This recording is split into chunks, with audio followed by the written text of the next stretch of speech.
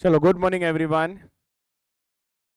Audit का एक lecture किया था हमने, बेसिक्स वाला। एक बार इसको क्विकली देख लेते क्या क्या देखा था इस बेसिक्स के अंदर। सबसे पहला प्लीज बोलते चलो। ठीक है, एंड मोमेंट में क्या याद आता है आपको? What is audit? Audit is checking of financial statement with against AFRF। AFRF मतलब applicable financial reporting framework. Okay, done. Next, why there is a need for audit? Because users of financial statement rely on that financial statement which is prepared by management। बनाता कौन है इसको? Management बनाता है। Management कौन होता है? CEO, CFOs who is actively involved in day to day operations of the business, they are management। Then who is TCWG? Board of Directors Audit Committee who is involved in directing the organisation या the company. Done. उसके बाद हमने, अच्छा, users of the financial statement, share holder, creditor, bank, investor, etcetera etcetera. Next हमने देखा था कि ये ऑडिटर जो होगा ना, he should be independent. Independent मतलब नो कनेक्शन विथ कंपनी। जैसे कि वो कंपनी का शेयर्स होल्ड नहीं करना चाहिए, नहीं तो बायसनेस आ जाएगा। ये क्लियर? ना ही उसने लोन लिया होना चाहिए, ना ही लोन दिया होना चाहिए, एक्सेट्रा एक्सेट्रा एक्सेट्रा। इसको हम डिटेल में पढ़ने वाले आगे जाके। ऑफ कोर्स यस, यहाँ से इंपॉर्टेंट शुरू होता है। ऑडिट मतलब checking of financial statement with AFRF। और वो चेकिंग करने के टाइम पे हो सकता है कि कुछ गलती मिले, जिसको हम लोग बोलते हैं miss statement. Miss statement can B छोटा, छोटा होगा तो इग्नोर कर दो, और बड़ा होगा तो हम लोग उसको क्या बोलते हैं? Material misstatement. अब material misstatement can be due to fraud और एरर। उसके साथ हम लोग को क्या डील, कैसे डील करना है वो डिस्कस करेंगे। And also that material miss statement, that material miss statement, ये मटेरियल कैसे है, ये कैसे मालूम पड़ेगा आपको? When the amount is such that it can influence the decision of the user। बराबर है? The amount is such that it can influence the decision of the user, then that amount is material. Okay. Next ये देख लिया था difference हमने। Okay, audit process, the company appoints the auditor in AGM, मतलब share holder appoint करता है auditor को। Okay, उसके बाद हमने देखा था जैसे ही अपॉइंट होने वाला है, सुनो, उसके पहले सबसे पहले क्या करना पड़ेगा? Auditor should understand entity and its environment. Entity के बारे में समझना पड़ेगा, कौन सा नेचर ऑफ बिजनेस है, कौन से लॉ एप्लीकेबल है इसको। डन। उसके बाद auditor sends audit engagement letter to the company, मतलब it is an agreement, it is an agreement. तो प्रिलिमिनरी एक्टिविटी, फिर प्लानिंग, फिर एग्जीक्यूशन, फिर रिपोर्टिंग। एग्जीक्यूशन में हमने देखा था ऑडिट, और एग्जीक्यूशन में हमने देखा था कि ऑडिट प्रोसीजर परफॉर्म करते हैं। क्यों परफॉर्म करते हैं? टू गेट साई, मतलब sufficient and appropriate audit evidence। और इस sufficient and appropriate audit evidence के basis पे we form an opinion, we form an opinion। clear? done। sufficiency का मतलब होता है quantity and appropriate मतलब quality, और quality होना चाहिए relevance and reliable। okay। assurance, assurance तीन कैटेगरी का होता है। ऑडिटर कौन सा assurance देता है? रीजनेबल एश्योरेंस देता है, which is a high level of assurance, which is a high level of assurance. Of course एक लिमिटेड एश्योरेंस भी होता है, बट बाद में देखेंगे उसमें। फर्म एंड एंगेजमेंट पार्टनर के बारे में बात किया तो गोइंग कंसर्न होना चाहिए, रिटर्न रिप्रेजेंटेशन हम मैनेजमेंट से ले सकते हैं। डन। चलो।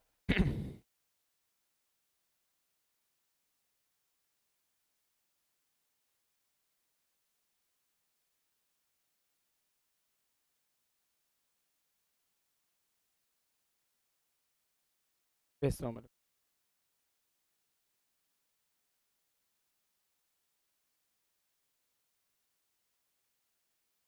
SA सुनो ना, स्टैंडर्ड्स ऑन ऑडिटिंग के सीरीज है। तो 200, 300 एक्सेट्रा एक्सेट्रा, हम लोग पहले 700 कर रहे हैं। आई विल रिपीट, इसको पूरा डिटेल में नहीं देखने वाले, इसको एक समरी फॉर्म में भी इसको भी खत्म करेंगे एक बार। बाकी सारे टॉपिक्स हो जाएगा, उसके बाद फिर से हम इसको रिविजिट करेंगे। तो ऐसे 700 लिखो। एक मिनट, एक मिनट, एक मिनट। हाँ चलो, यहीं पर लिखो। उसके बाद में हम लोग जाके वो इंडेक्स में भी फिल करेंगे बाद में।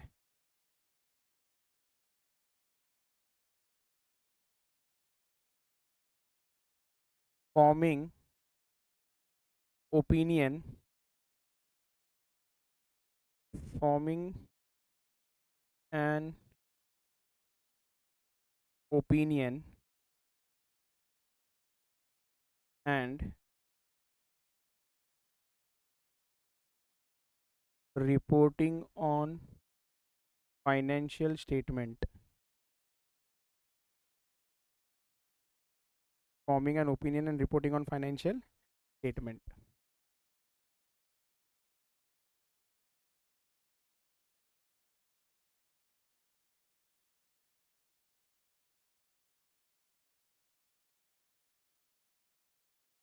फॉर्मिंग एन ओपिनियन समझा क्या है?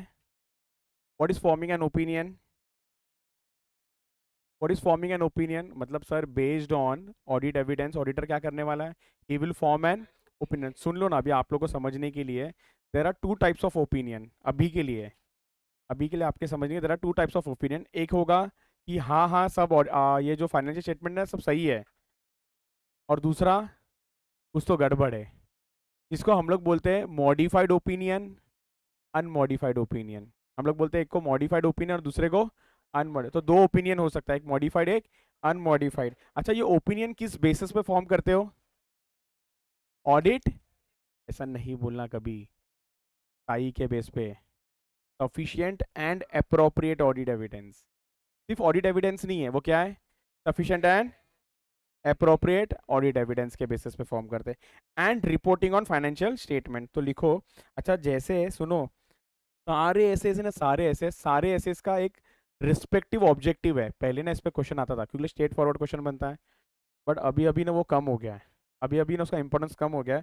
बट हम लोग यहीं से स्टार्ट करेंगे। सबसे पहले सबसे पहले लिखो कि सर ऑब्जेक्टिव ऑफ ऑडिटर क्या है। सबसे पहले हम लोग लिखेंगे कि यहाँ पर ऑब्जेक्टिव ऑफ ऑडिटर क्या है।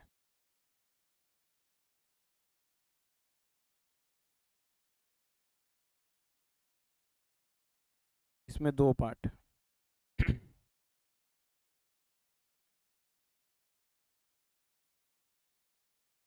इसमें दो पार्ट करते हैं हम लोग।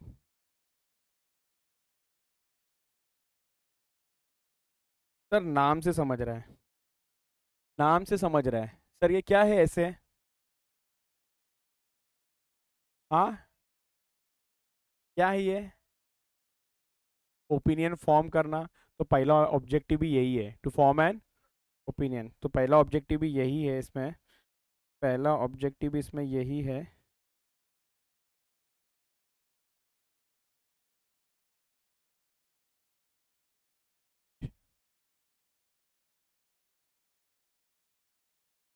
हाँ जी चलो। तो सबसे पहला क्या बोला, फर्स्ट क्या है? Form an opinion, form an, किसके ऊपर ओपिनियन फॉर्म करना है? ऑन ए ओपिनियन उस पर फॉर्म करोगे सफिशिएंट एविडेंस है कि नहीं। ऑन फाइनेंशियल स्टेटमेंट पे फॉर्म करते हैं हम लोग। On financial statement you need to form an opinion. अरे ओपिनियन का मतलब क्या, सही है कि गलत है? वो किस पे फॉर्म करोगे? On financial statement.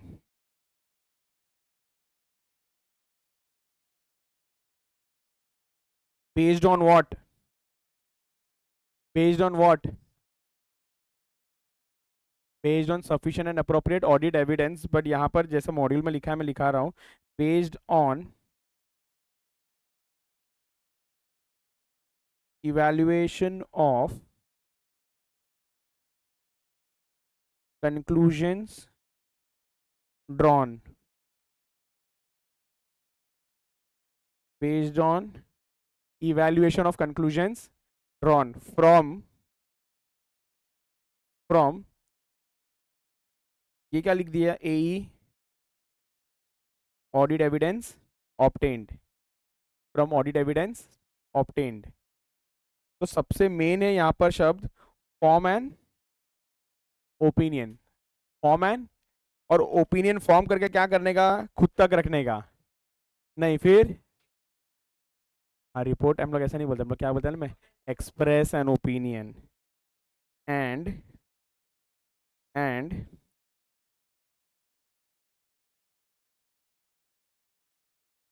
express that opinion through written report, through written report.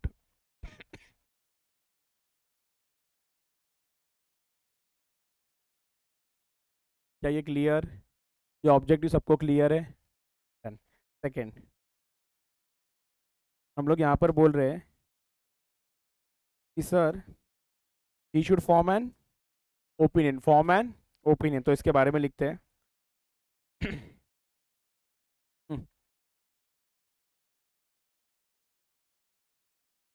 Form an opinion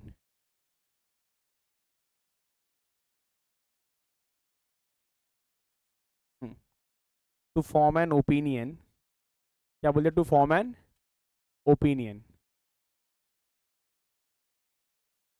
auditor को क्या करना पड़ता है? ऑडिटर शुड ऑब्टेन, एक मिनट लिखो मत, हाँ सिर्फ देखो ना, एक मिनट इधर लिखो मत, एक मिनट देखो। ऑडिटर शुड ऑब्टेन, ठीक है, हाँ, reasonable assurance. Auditor should obtain reasonable assurance, auditor should obtain reasonable assurance. किसके लिए reasonable assurance? With regards to financial statement such that it is prepared on the basis of applicable financial reporting framework। ये clear? लिख के लो, लिख के ले लो।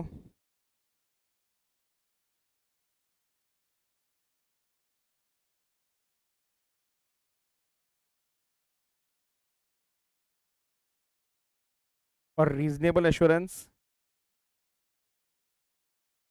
कब मान के चलेंगे मिलेगा? एक मिनट,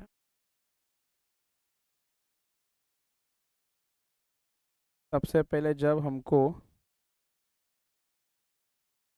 साई मिल गए, अगर sufficient and appropriate audit evidence मिल गया, तो वी विल कंसीडर क्या? रीजनेबल अश्योरेंस मिल गया है। सेकेंड, पहले लिख लो, मैं समझाता हूँ। सेकेंड,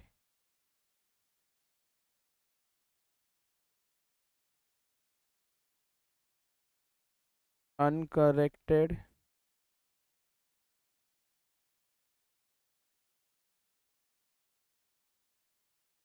मिसस्टेटमेंट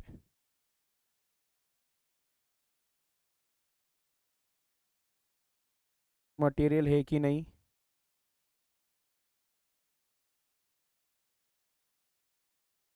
थर्ड,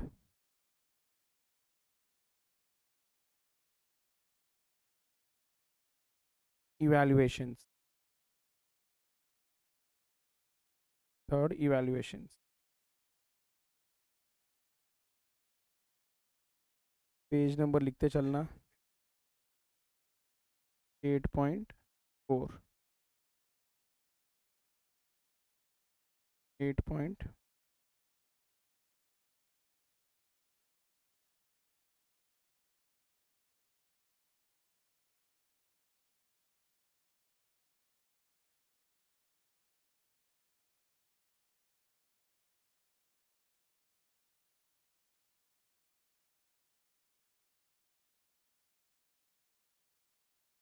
इधर लिखो, to be considered while drawing conclusion, to be considered while drawing conclusion, while drawing conclusion।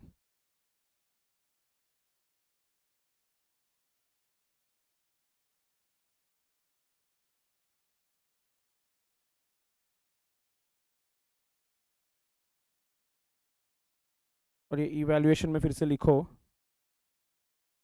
Financial statement क्या ये एएफ आरएफ के हिसाब से बना है कि नहीं,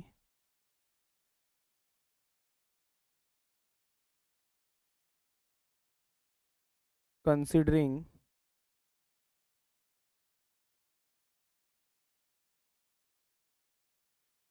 qualitative aspects of accounting practices.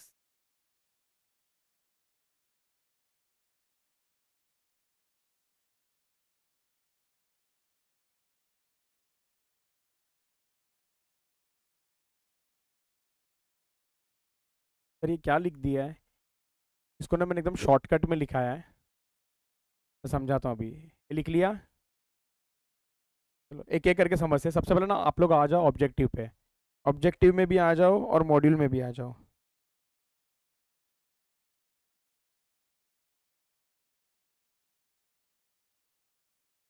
सबसे पहले तो यहाँ से समझ लो ना क्या लिखा है। ऑब्जेक्टिव क्या है ऑडिटर का? To form an opinion on financial statement based on evaluation, सुनो ना, बेस्ड ऑन बोलो, इवैल्यूएशन ऑफ कंक्लूजन ड्रॉन, एक minute, based on evaluation of conclusion drawn, evaluation of conclusion drawn from audit evidence obtained and to express that opinion through written report. अब यही चीज देखो इधर दिया हुआ है सर, यही चीज है ना यहाँ पर दिया हुआ है, objective of auditor as per AS 700, SA 700, as per SA 700 to form an opinion. ये है पॉइंट नंबर 1 और ये है point number 2। Done. Form an opinion on the financial statement based on evaluation of conclusion drawn from the audit evidence obtained and to express clearly that opinion through a written report। एक clear। तो next क्या बोल रहे हैं यहाँ पर देखो, to form that opinion. हम लोग क्या बोल रहे हैं सुनो ना, पहला ऑब्जेक्टिव में क्या बोला, दो ऑब्जेक्टिव सिंपल याद रखना है। सबसे पहला ऑब्जेक्टिव क्या है? टू फॉर्म एन ओपिनियन, और दूसरा क्या है? To express an opinion. पहला ऑब्जेक्टिव क्या है? Form an opinion. एक मिनट सुनो ना, सब लोग भूल भी गए अगर आगे जाके, कोई टेंशन नहीं। फॉर्म एन ओपिनियन किसके बेसिस पे? On the basis of sufficient appropriate audit evidence and to express that opinion which is formed through a written audit report. सबसे पहला क्या ऑब्जेक्टिव है? To form an opinion. एक minute सुनो, opinion कैसे form करोगे? ओपिनियन आप कैसे फॉर्म करोगे? ओपिनियन फॉर्म करने के लिए you have to what? Obtain reasonable assurance. एक मिनट, रीजनेबल एश्योरेंस सामने वाले के एंगल से नहीं है, खुद के एंगल से। पहले खुद को भरोसा होना चाहिए, पहले खुद को भरोसा होना चाहिए। सर खुद को भरोसा कब हो सकता है? खुद को भरोसा, अच्छा सुनो, रीजनेबल एश्योरेंस मिलना है। सर किसके बारे में रीजनेबल एश्योरेंस लेना है? किस चीज के बारे में रीजनेबल एश्योरेंस लेना है? कि financial statement is prepared in accordance with AFRS। Financial statement is prepared in accordance with AFRS। Financial statement is prepared in accordance with, reasonable assurance लेना है such that financial statement is prepared in accordance with, reasonable assurance लेना है किसके बारे में? That financial statement is prepared with. Form and opinion के लिए सबसे पहले क्या लेना पड़ेगा? Reasonable assurance. रीजनेबल एश्योरेंस किस बारे में मिलेगा अपने को? Such that financial statement is prepared in accordance with AFRF। And opinion form करने के लिए ये तीन बातों को याद रखना है। सबसे पहला कि sufficient and appropriate audit evidence मिला है कि नहीं मिला है? अगर हाँ मिल गया है तो हम लोग फॉर्म कर सकते हैं। दूसरा, एक मिनट, अनकरेक्टेड मिस स्टेटमेंट कुछ है क्या?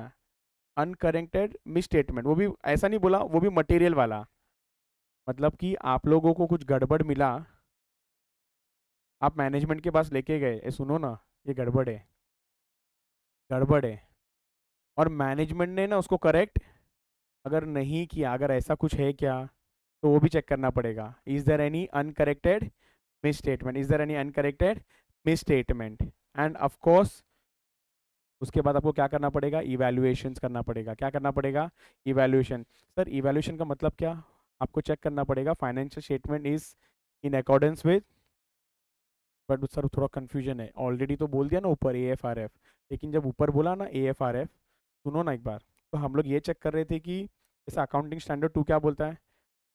कॉस्ट और NRV विच एवर इज, तो वहाँ पर नंबर्स का बात हो रहा था, वहाँ पर क्वांटिटेटिव बात हो रहा था, लेकिन अब ना आपको ना क्वालिटेटिव अप्रोच भी देखना पड़ेगा। सर नहीं समझा, क्वालिटेटिव अप्रोच का मतलब क्या होता है? आपको ये देखना पड़ेगा कि मैनेजमेंट कहीं पर ना बायस तो नहीं था with regards to provision, with regards to other factors। Example, आपने ना जब करंट ईयर का ऑडिट करने जा रहे हो, अच्छा प्रोविजन फॉर डाउटफुल डेट कहीं लॉ में, एक्ट में कहीं पर लिखा है क्या इतना होना चाहिए? अच्छा, ये चेंज हो सकता है क्या organisation to organisation? Answer is yes. तो सबके लिए हिसाब से अलग होता है। अच्छा, इसके लिए जितना प्रोविजन करना है, management is the best person to decide. आपने ना देखा था पिछले बार का जब फाइनेंशियल देखा ना, तो मैनेजमेंट है ना 10% का प्रोविजन प्रोवाइड करता है। उसके पहले देखा था तो 8-9% था। उसके पहले देखा तो 11% था। और जब ये बार आप फाइनेंशियल स्टेटमेंट ये कर रहे हो ना चेक, तो वहाँ पर है ना 25% है प्रोविजन का। 25% है प्रोविजन का। तो आपको ये नहीं बोलना है ये मैनेजमेंट तूने ना गलत किया, प्रोविजन ज़्यादा किया। क्यों किया ज़्यादा? प्रॉफिट को कम दिखाने के लिए। प्रॉफिट को कम दिखाने के लिए, क्योंकि जितना ज़्यादा खर्चा आप दिखाओगे, प्रॉफिट उतने से कम होगा। हो सकता है देयर इज़ अ पॉसिबिलिटी कि मैनेजमेंट बायस्ड है इधर। तो आपको वहाँ पर क्या करना पड़ेगा? इवेलुएट करना पड़ेगा, चेक करना पड़ेगा। तो यहाँ पर आ जाओ, यहाँ पर आ जाओ। नेक्स्ट है टू फॉर्म एन ओपिनियन वाला। प्लीज वापस से जरा देखो। Auditor shall form an opinion on whether financial statement are prepared. एक मिनट, आर प्रिपेयर्ड, सुनो सुनो, ये वाला सेंटेंस में नहीं बोल रहा हूँ। फिर से देखा, सेंटेंस में बोल रहा हूँ। Auditor shall form an opinion on whether financial statements are prepared in accordance with AFRF। ए क्लियर? ए क्लियर? अच्छा, यहाँ पर अभी तक है ना सिर्फ क्वांटिटेटिव बात हो रहा है। उसके बाद सीधा इधर आ रहा हूँ मैं सीधा इधर आ रहा हूँ, इधर देखते चलो, मैं मार्क कर रहा हूँ। That conclusion should take into account whether sufficient and appropriate audit evidence has been obtained, whether uncorrected misstatements are। अरे भाई, जो मिसस्टेटमेंट करेक्ट नहीं किया है ना, वो बड़ा है कि छोटा है? छोटा है तो इग्नोर, लेकिन बड़ा है तो ध्यान देना पड़ेगा। ये बराबर। एंड उसके बाद क्या आता है? इवैल्यूएशन। एक मिनट सुनो ना, ये क्या बोला सर? इंडिविजुअली और इन एग्रीगेट, ये भी समझाता हूँ।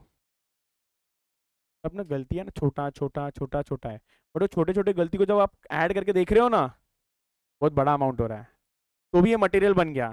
आई रिपीट, तो भी मटेरियल बन गया। सर लेजर नंबर 1 में छोटा गलती, लेजर नंबर 2 में छोटा गलती, ऐसे करके 10 लेजर में जो छोटा छोटा गलती है, जब उसको एडअप कर देंगे ना, तो ये अमाउंट है ना अगर बन रहा है तो भी ये मटेरियल मिस स्टेटमेंट बन जाएगा। एक क्लियर? तो वेदर इंडिविजुअली और in aggregate. And further evaluation.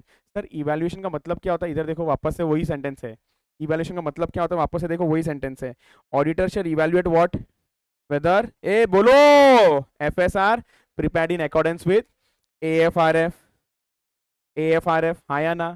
This evaluation shall include consideration of, इस बार क्या बोला? It shall include consideration of what? Consideration of what? Qualitative aspects of the entity का accounting practices। Qualitative aspects of entity accounting। ये सुनो ना, entity accounting practices मतलब, ए भाई तू प्रोविजन कैसे करता है, तू ये कैसे कर रहा है, तू वो कैसे कर रहा है। तो इस बार ना क्वालिटेटिव एस्पेक्ट्स पे भी ध्यान देना पड़ेगा, including the indicators of possible biases in management judgement. Sir ये सब के बारे में बोला है क्या आगे? Answer is yes.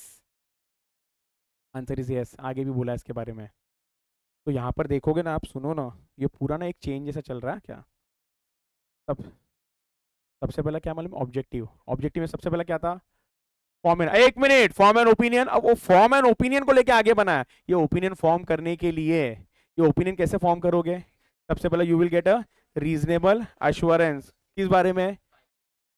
Financial statement is prepared in accordance with AFRF, applicable financial reporting framework. अच्छा एक मिनट, और किस बात का ध्यान रखना पड़ेगा कंक्लूजन ड्रॉ करने के लिए? 3 बराबर। Whether sufficient appropriate audit evidence is obtained और नॉट। सेकंड, वेदर हाँ अनकरेक्टेड मिसस्टेटमेंट आर मटेरियल और नॉट, वेदर इंडिविजुअली और in aggregate. And the evaluation. अब इवैल्यूएशन को लेके आगे बात किया है। इवैल्यूएशन में क्या याद रखना है? ना ना ना, सबसे पहला ना, एक minute, financial statement is prepared in accordance with AFRF। फिर and yes they should consider what? Qualitative aspects of the organisation. एक क्लियर है क्या? अब क्वालिटेटिव एस्पेक्ट्स को लेके आगे बात है। दो बात हुआ है यहाँ पर, आप देखोगे ना, इंक्लूडिंग के बाद दो और एक चीज लिखा है क्या? Indicators of possible. तो मतलब मैनेजमेंट बायस हो सकता है, इसके कुछ इंडिकेटर है। इंडिकेटर मतलब हिंट, कि अगर ऐसा कुछ कर रहा है ना, ओ हो, चांस है। क्या चांस है? मैनेजमेंट बायस होने का। ओके, इधर से पहले देखते हैं, फिर मैं लिखा के देता हूँ। पहले इधर से देखते हैं, मैं फिर लिखा के देता हूँ, इधर ध्यान देते जाना। Management makes qualitative aspects. एक काम करो, पहले लिखते चलो, पहले लिख लो, फिर इजी हो जाएगा। तो अब ना मेरे पास ना ऐसा जगह नहीं है कि मैं इसको लेके फिर से एक एरो बनाऊं इधर।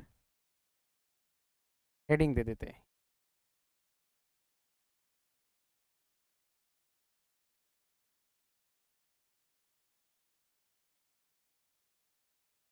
Qualitative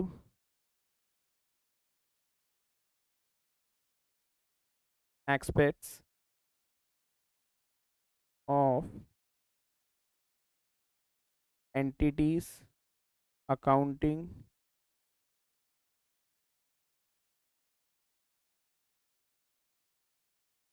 practices.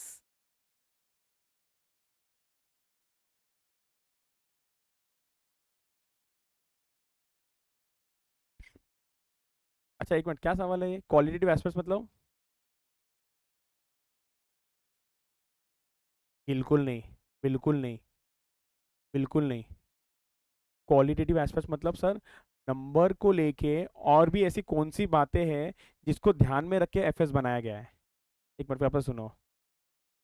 It is other than numbers. ये नहीं पूछ रहे सेल्स कितना, फिक्स्ड एसेट्स कितना। ये पूछ रहे कि सर और भी ऐसी कौन सी बातें हैं जिसको ध्यान में रख के एफएस बनाया गया है, फाइनेंशियल स्टेटमेंट बनाया गया है। तो सबसे पहला मैनेजमेंट है ना,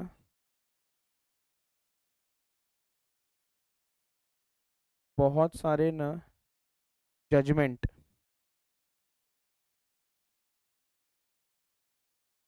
जजमेंट्स लेता है। किसके बारे में सर जजमेंट लेता है वो? About amount, about amount and disclosure in FS. Sir इसका कोई एक example? Provision for doubtful debts. Accident सब है सब। तो ना ना ना, ओ भाई साहब, ओ रेट वगैरह ना एक्ट में ये रहता है, बट यूजफुल लाइफ होता है, वो सबका वो अंदाजा ही लगाता है। अच्छा। सेकंड, सेकंड, ओह, सेकंड। सर ये क्या है, इसके बारे में हम लोग बाद में बात करेंगे, बट फिर भी आपके अंडरस्टैंडिंग के लिए लिख लो इसको अंडरलाइन करके। Communication with TCWG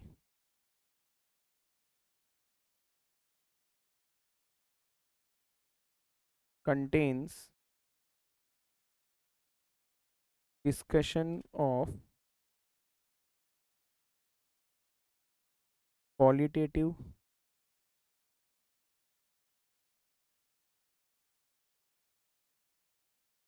aspects of accounting practices. Third,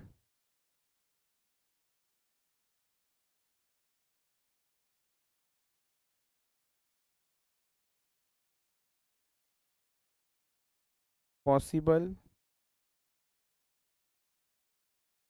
bias, possible bias का मतलब ही होता है lack of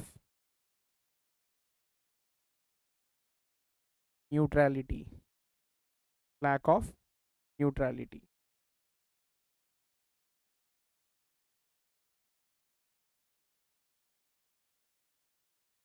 आगे चाहिए तो ऐसा लिख दो, number of judgement, number of judgement, number of judgement. तो एक मिनट सर, हम लोग क्या बोल रहे हैं? ऑडिटर को ना इवैल्यूएट भी करना पड़ता है। इवैल्यूएट मतलब देखना पड़ेगा, हम लोग ने बोला था यहाँ पर इवैल्यूएशन करना पड़ेगा, इवैल्यूएशन। सर इवैल्यूएशन मतलब क्या? सबसे पहला financial statement is prepared in accordance with applicable financial reporting framework, and they should also consider what qualitative aspects of the entity accounting practices। कि तुम लोग भाई ये जो फाइनेंशियल स्टेटमेंट बनाया ना, तो क्वालिटी चेक करना है। आपने बनाया, वेरी गुड, अभी मेरे को उसका क्वालिटी चेक करना है। तो क्वालिटी कैसे चेक करेंगे, सुनो ना, क्वालिटी कैसे चेक करेंगे इसका, पूछ के, क्या पूछ के, क्या पूछने वाले ये सब। सबसे पहले कि ए भाई सुनो, आपके क्या क्या एस्टिमेशंस थे, अंदाजा थे, जरा वो बताते जाओ पहले। ये बनाने के टाइम पे ना, ओ भाई साहब आप कौन हो पहले, ये कौन है, हाँ ये कौन है, मैनेजमेंट, ये कौन है, मैनेजमेंट। तो आपने बनाया ये, ओके। तो मुझे बताओ, आपने ये जो प्रोविजन फॉर डाउटफुल डेट लिखा है, आपने ये प्रोविजन फॉर ग्रेचुइटी क्रिएट किया है, आप जो सेल्स का रिकग्निशन करते हो, आपको एक्सपेंसेस का बुकिंग करते हो, और वारंटी के लिए प्रोविजन करके रखते हो, कोई चीज़ का लाइबिलिटी दिखाते हो, कैसे करते हो, क्या बेसिस है, अच्छा आप डेप्रिसिएशन जो चार्ज कर रहे हो बुक्स में कैसे कर रहे हो। तो इसका मतलब हम लोग ये पूछने वाले मैनेजमेंट को, मैनेजमेंट ना बहुत सारे जजमेंट लेता है फॉर पुटिंग एन अमाउंट, तो उसका क्या जजमेंट होता है वो एक पहले पूछ लो। फिर दूसरा, एक मिनट बड़े लोगों से भी बात करना पड़ेगा कि उनका क्या ओपिनियन है इसको लेके। मतलब ऐसे 260 के अंदर बात हुआ है कि communicate with TCWG with regards to qualitative aspects, कि आपका क्या ओपिनियन है, इस तरीके से आपके ऑर्गेनाइजेशन में ना सुनो प्रोविजन किया जा रहा है, आपको क्या लगता है ये सही है क्या, इस तरीके से ये किया जा रहा है, आपको क्या लगता है सही है कि नहीं है। एंड तीसरा हमको देखना पड़ेगा कि is there any possible biasness of the management. Possible biasness का ही दूसरा नाम क्या मालूम है, लैक ऑफ न्यूट्रलिटी। एक मिनट, न्यूट्रल रहना मतलब, हाँ अनबायस्ड है, न्यूट्रल रहना मतलब अनबायस्ड, आई एम न्यूट्रल, ऐसा हो या वैसा हो। और न्यूट्रल नहीं रहना मतलब बायस। तो कहना इसे पॉसिबल बायसनेस मतलब लैक ऑफ न्यूट्रलिटी। आओ इधर, एक मिनट हाँ, एक मिनट अपना पेज नंबर भी लिख ले इधर।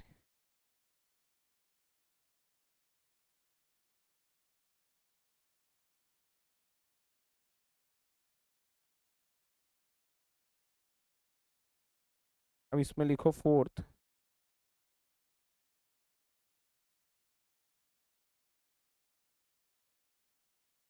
इंडिकेटर्स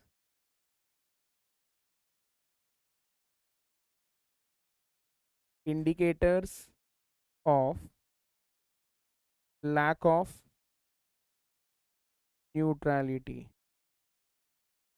अरे यार सब ना कनेक्टेड, आप देखोगे ना, ये है फिर इसके बाद ये है, तो पूरा एक फ्लो में जा रही है अभी। लैक ऑफ न्यूट्रलिटी सबसे पहला,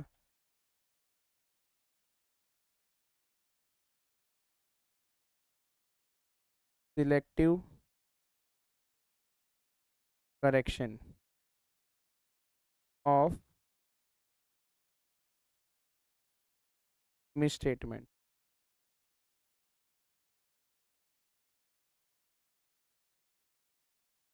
possible management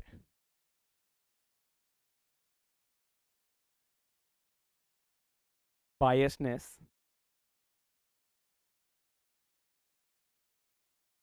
in making accounting estimates,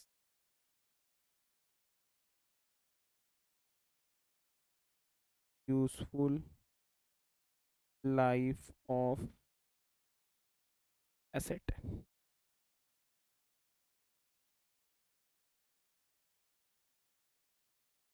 useful life of asset. एक काम करोगे क्या, यहाँ पर ना कंफ्यूज नहीं होना, कंफ्यूज नहीं होना, यहाँ पर सिर्फ लिख लो, मैं बाद में बात करूँगा।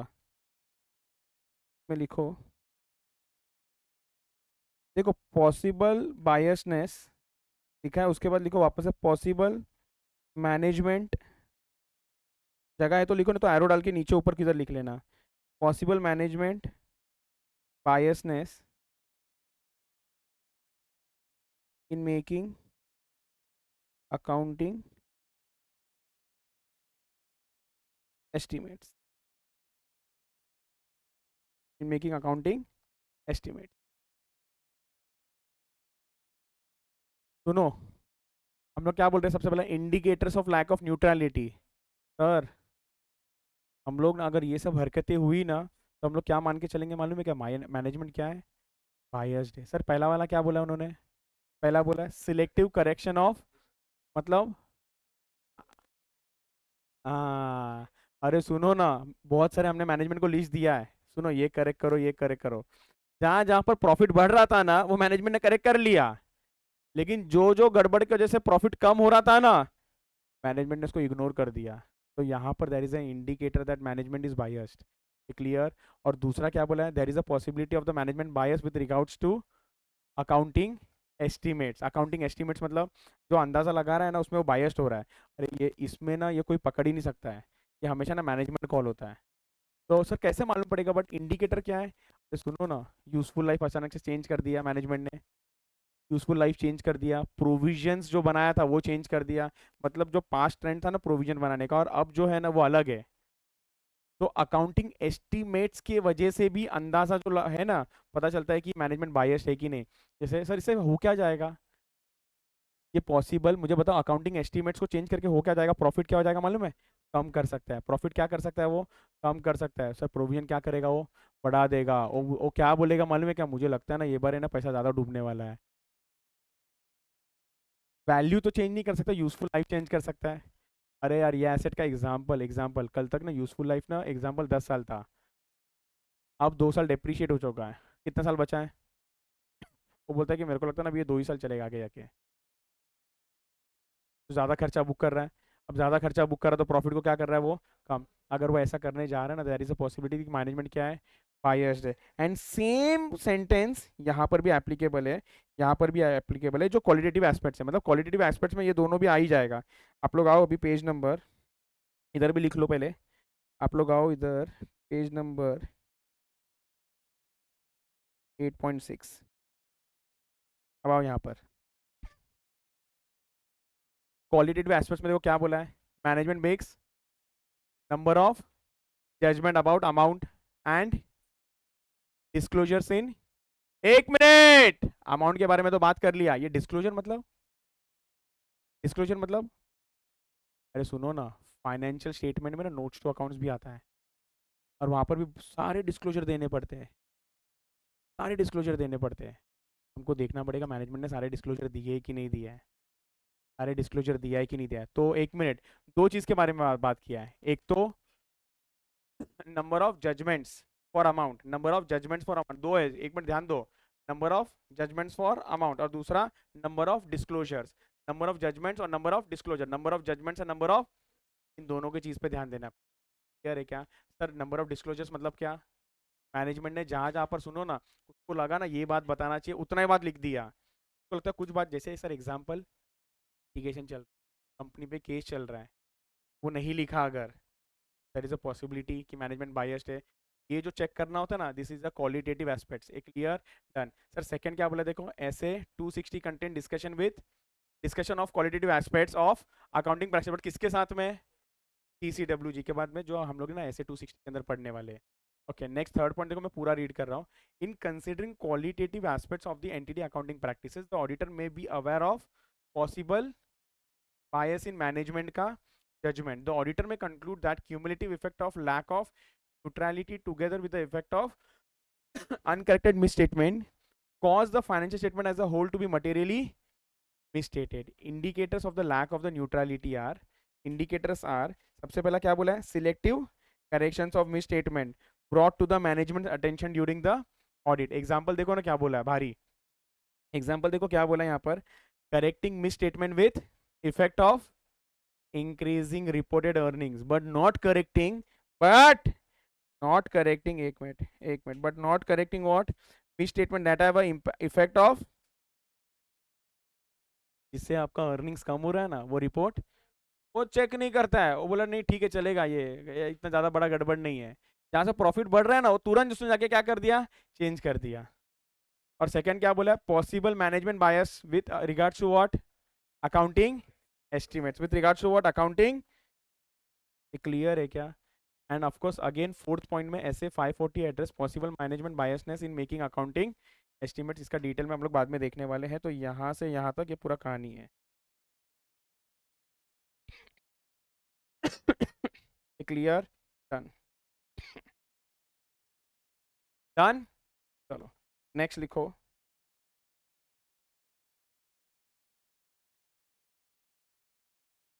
चलो नेक्स्ट लिखो फिफ्थ।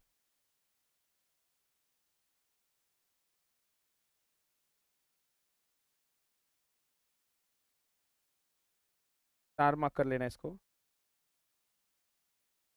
स्पेसिफिक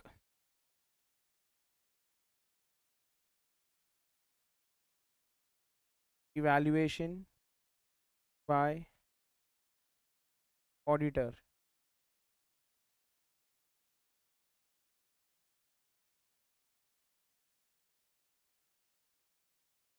इवैल्यूएशन मतलब, इवैल्यूएशन मतलब ये क्या बोल रहे लोग हेडिंग में? स्पेसिफिक इवैल्यूएशन बाय ऑडिटर मतलब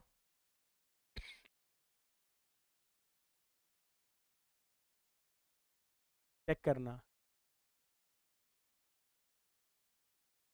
सॉल्व करना।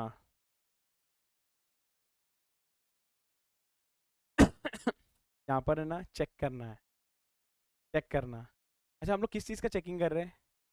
Financial statement. हम लोग किस चीज़ का चेकिंग कर रहे हैं यहाँ पर? Financial statement. हम लोग जो चेकिंग कर रहे हैं ना, वो कर रहे हैं अबाउट फाइनेंशियल स्टेटमेंट का checking.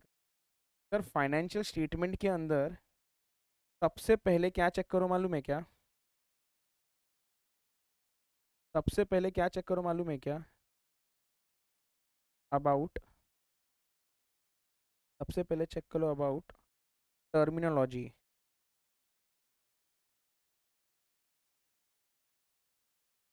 Terminology used in FS. Sir नहीं समझा, का क्या मतलब होता है? हाँ, नहीं नहीं नहीं, लैंग्वेज, अलग लैंग्वेज तो लिख ही नहीं सकते। का मतलब है, यहाँ पर लिखो, के ब्रैकेट में लिखो इंक्लूडिंग टाइटल। का ये मतलब है कि डिफरेंट कलर में लिख रहा हूँ, मतलब ये अंडरस्टैंडिंग के लिए आपके। बैलेंस शीट, पीएनएल, समझ रहे हैं?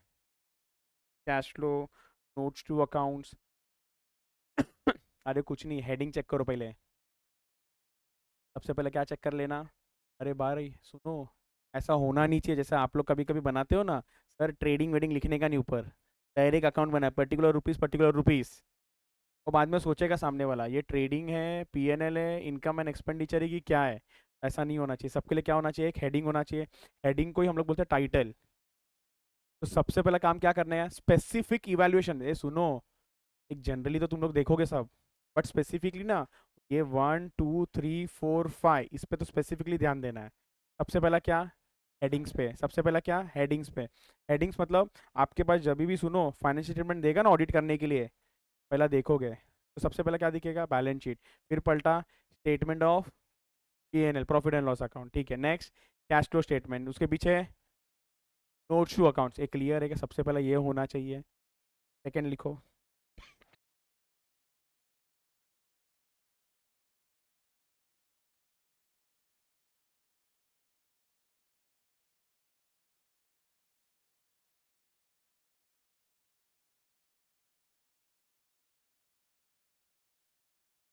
Adequate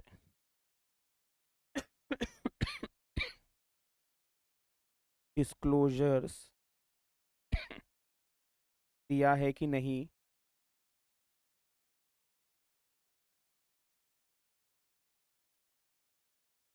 to understand, to understand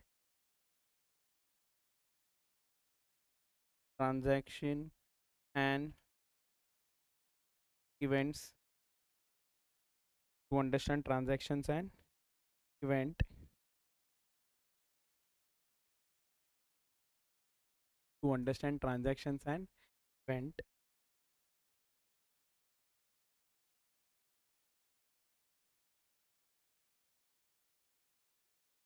third,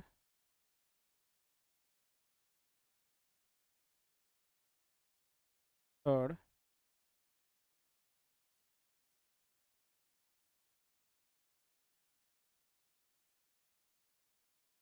adequately disclose accounting policy, adequately disclose what? Accounting policy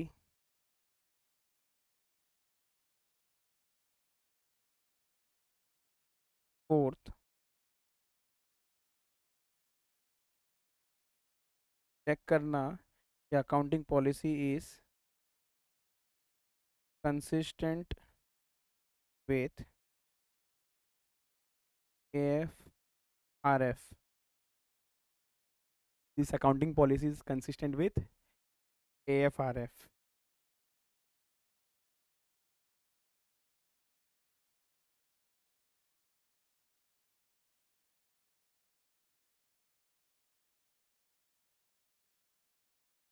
Fifth,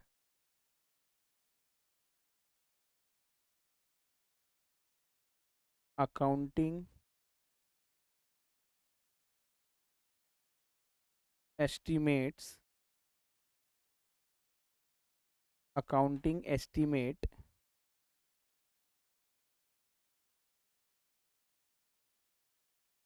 are reasonable.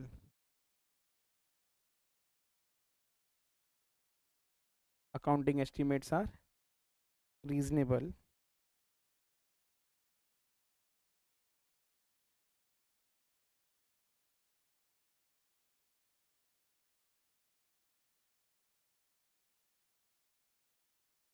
और सिक्स्थ, लिखो ना, लिखो लिखो लिखो। और सिक्स, ये जो इंफॉर्मेशन है ना, इंफॉर्मेशन इन FS, ये एक मिनट RRCU है। एक तो रेलेवेंट, रिलायबल, अरे क्या बात है, ए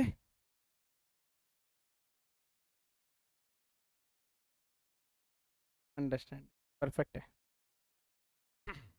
अब मैं ये क्यों इस ऑर्डर में लिखा है मैं समझाता हूँ।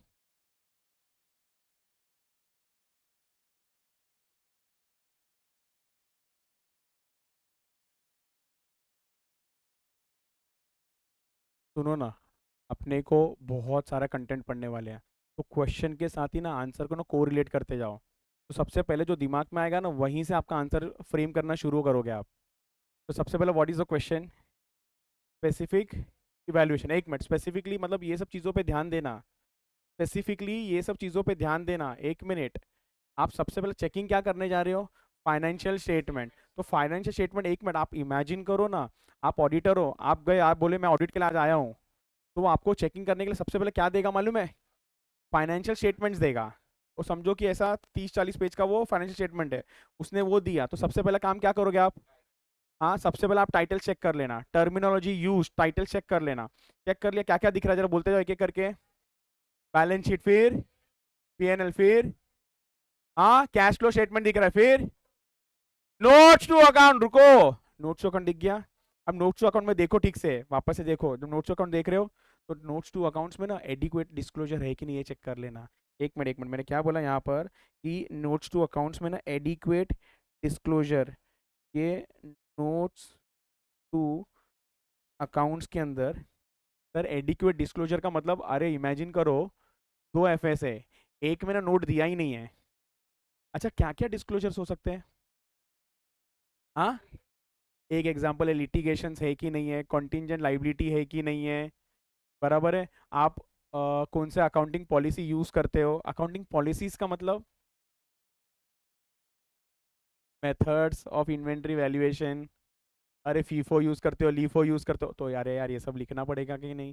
तो आपको ना सफिशिएंट एडिक्वेटली डिस्क्लोजर दिया है कि नहीं, सो दैट आपको सबको ये मालूम पड़ जाए easily, transactions and events, transaction और इवेंट समझने में आसानी हो जाए। तो ट्रांजैक्शन को इजीली समझने का मतलब क्या मालूम है, उसके अंदर जो इन्फॉर्मेशन दिया हुआ है ना, इट शुड बी RRCU, मतलब it should be relevant, reliable, comparable and, मतलब ये होना चाहिए। हाँ वापस से, adequate disclosure of what, accounting policies होना चाहिए, adequate disclosure of what, accounting, और अकाउंटिंग पॉलिसी, एक मिनट सुनो ना, अकाउंटिंग पॉलिसी का मतलब क्या मालूम है क्या? हम लोग ने बचपन में भी पढ़ा होगा, बट जिसने नहीं पढ़ा सुन लेना। आप एक बार एक पॉलिसी यूज़ करते हो ना, कंसिस्टेंटली वही पॉलिसी यूज़ करना चाहिए। ऐसा नहीं कि आज अलग कल अलग, आज कल अलग कल अलग। क्लियर है क्या? हम लोग चेंज करने के 3 रीजंस होते हैं, unless otherwise required by law etcetera etcetera, उस पर नहीं जा रहे अभी। लेकिन उन्होंने बोला अच्छा एक एग्जाम्पल जिसको नहीं मालूम वो लिख लेगा, सुन लो ना। अकाउंटिंग पॉलिसी का एक एग्जाम्पल क्या होगा? FIFO LIFO method, FIFO LIFO weighted. मेरे पास ऑप्शन है। अब अगर मैं लीफो मेथड फॉलो कर रहा हूँ या वेटेड एवरेज फॉलो कर रहा हूँ, तो consistently weighted average weighted average weighted average weighted average weighted average ही यूज़ करना चाहिए। है क्लियर? तो आपको ध्यान रखना है कि जो भी अकाउंटिंग पॉलिसी यूज़ कर रहे हो, it is consistent with what? AF RF. ए क्लियर? एंड लास्ट में जैसे अकाउंटिंग पॉलिसी है उसके साथ एक आ ही जाएगा accounting estimates. Accounting estimates are reasonable. ऐसा नहीं है कि कुछ ज़्यादा अलग दिखा रहे हो आप। ए क्लियर? डन। इधर आ जाओ। अच्छा पेज नंबर लिखो, सबसे पहला तो पेज नंबर लिखो please, 8.6।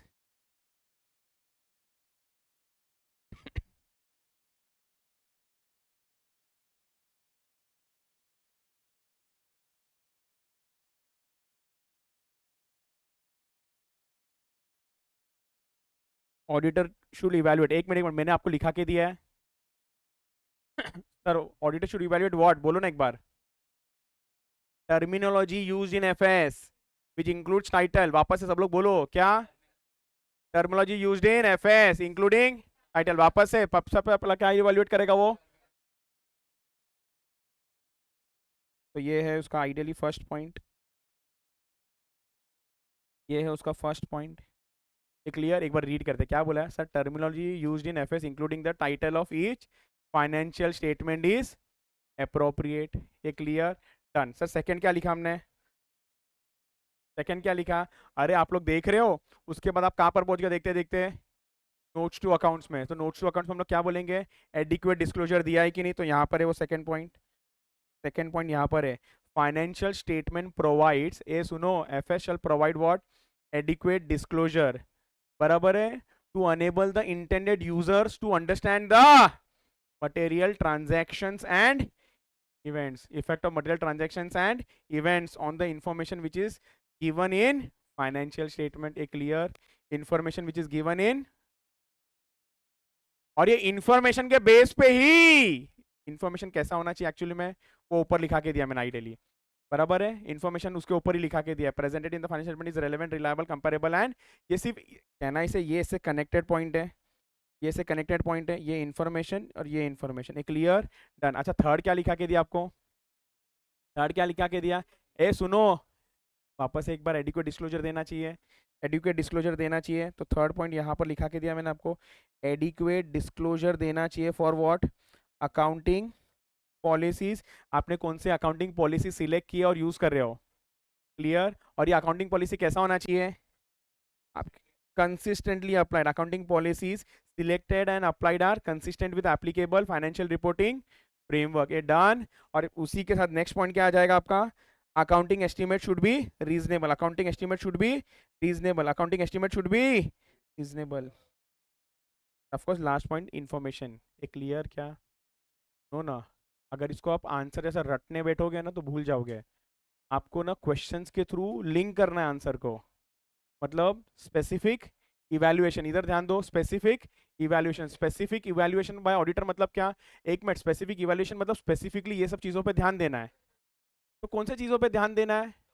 Terminology used in financial statement including the title are appropriate और नॉट। ये सुनो ना, मैं कीवर्ड्स आपको सिर्फ याद कराता हूँ, बट सेंटेंस फ्रेम करने का कोशिश करो। ये सही है कि नहीं? सेकंड क्या? बराबर, नोट्स टू अकाउंट में पहुंच गए? बराबर, यस बोलो। Adequate disclosure in the financial statement so that the intended users are able to understand the effect of material, effect of missed transaction and events, transaction and events। बराबर। और उसके बाद इसी से कनेक्टेड नीचे मैंने आपको दिखा दिया था कि information which is given should be RRCU। R मतलब relevant, reliable, comparable and understandable होना चाहिए। डन। नेक्स्ट उसके बाद एडिक्वेट डिस्क्लोजर किसके बारे में? Of accounting policies. बराबर है? नेक्स्ट उसके बाद accounting policy selected and applied are consistent with applicable financial reporting framework। और last accounting estimates are reasonable। Done है क्या? इजी। आगे चलते हैं।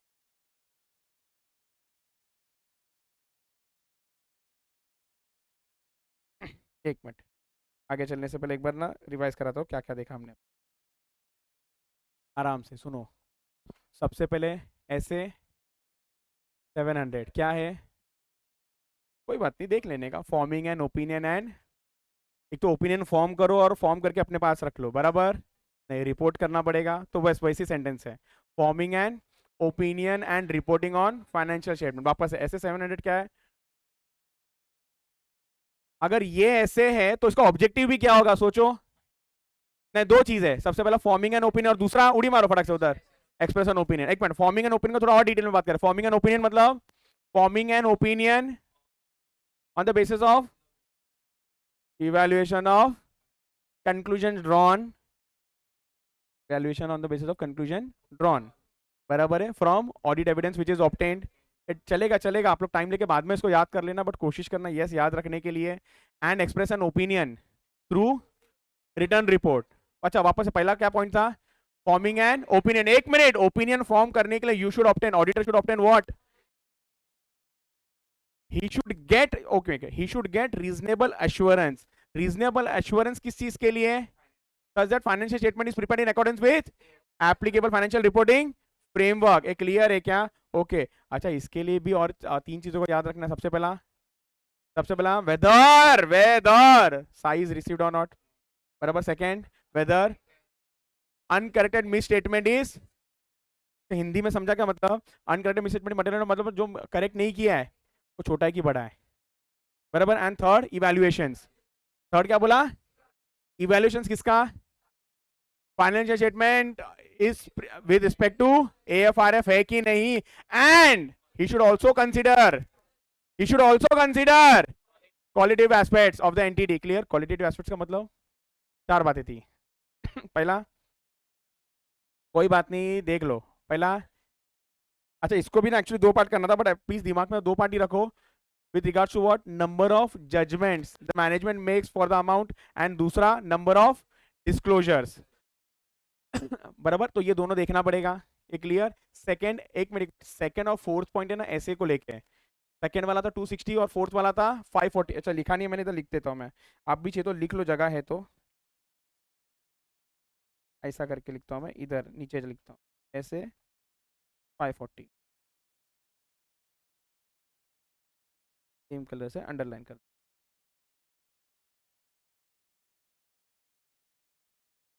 Third, possible biasness means lack of neutrality, clear. अच्छा next, indicator of lack of neutrality, सुनो ना, indicator, indicator मतलब कि मैनेजमेंट न्यूट्रल होने का चांसेस है सर अगर ये चीजें हुई तो। सबसे पहला, selective corrections of miss statement.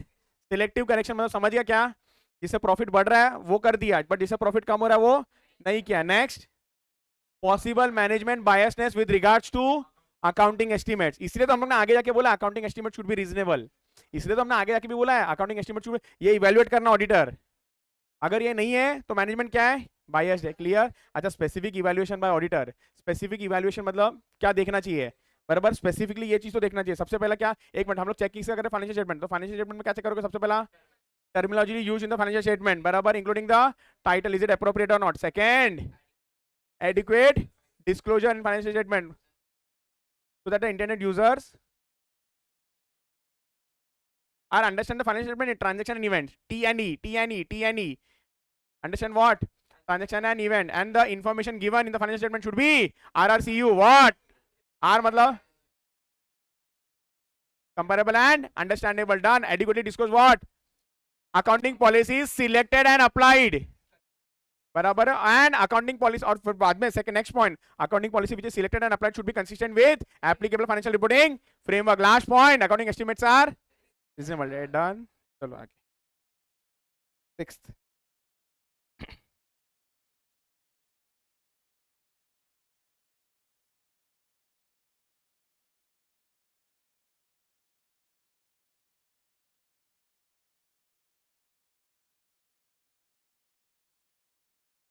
एक मिनट,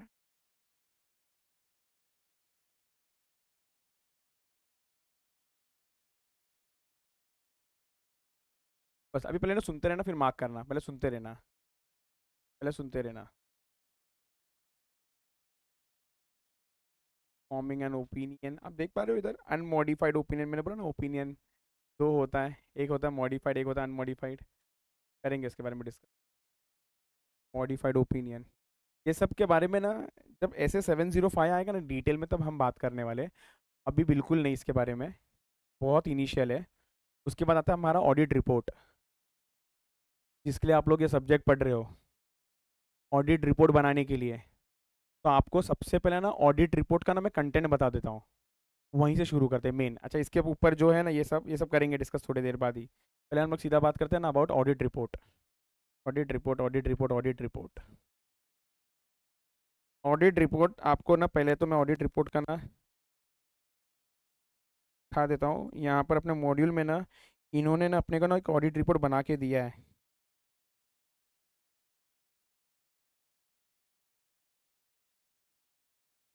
एक ऑडिट रिपोर्ट अपने को बना के दिया हुआ है, हाँ।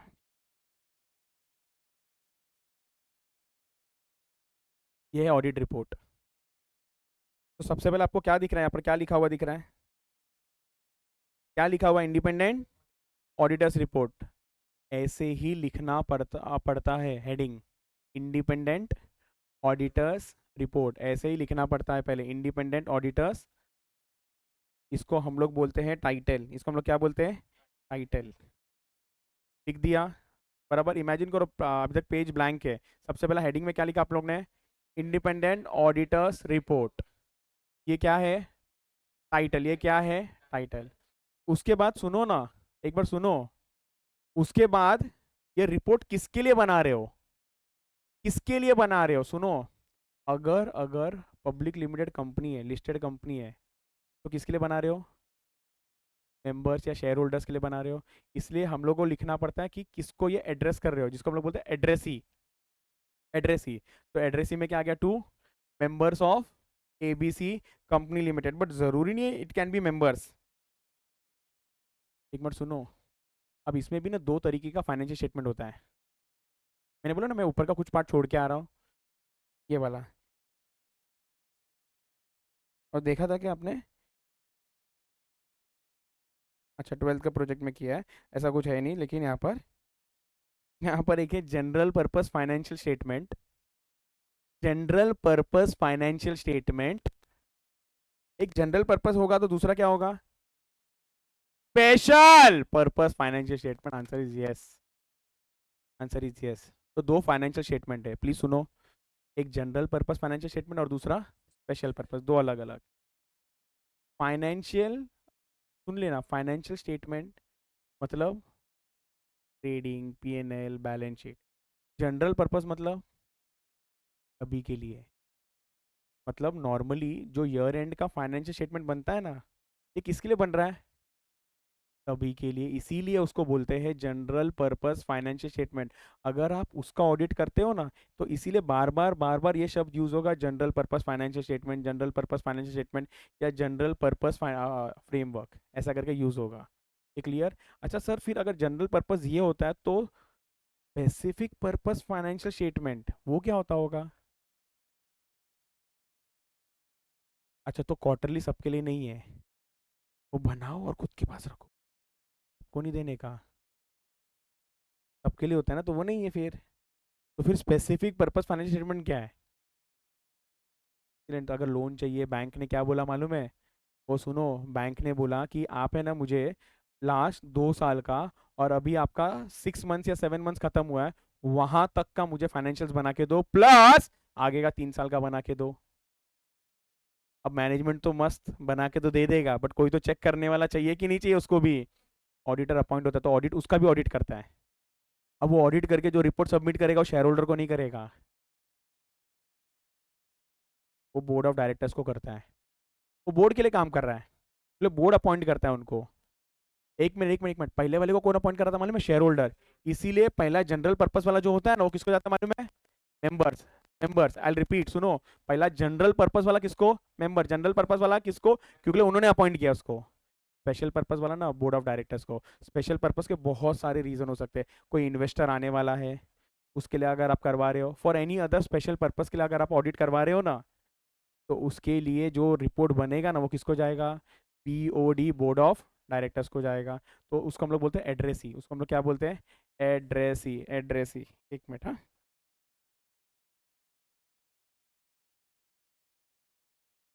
सॉरी, सबके लिए होता है। अब ये जनरल है क्योंकि पब्लिक के लिए है, पब्लिक है, ये पब्लिक स्पेसिफिक है, बट ये सब बाकी के जो बोला ये पब्लिक स्पेसिफिक नहीं है। मैं खुद के लिए ले रहा हूँ, अब पब्लिक से पैसा थोड़ी मांग रहा हूँ मैं तो बैंक से एक इससे मैं लोन ले रहा हूँ इसके लिए, तो मैं क्यों सबको बताऊँ कि क्या है मेरा, क्या है, क्या हालत है, नहीं बताना है।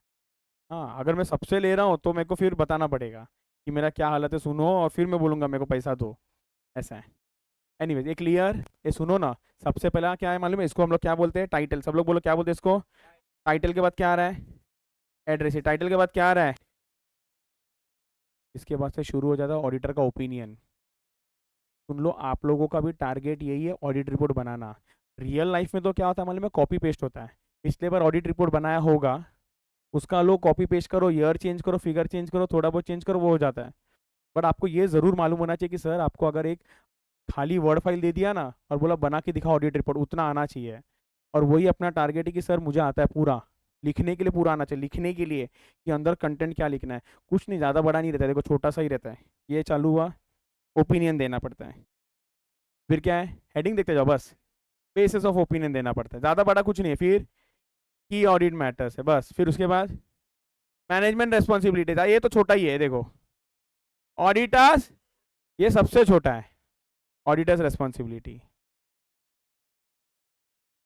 फिर अदर मैटर भी देना पड़ता है, ये रिपोर्ट का पार्ट है। और फिर और एक, report on other legal and, हाँ ये देखो ये, अच्छा सर ये सब क्या याद रखने है क्या? हाँ। अच्छा, उसके बाद खत्म।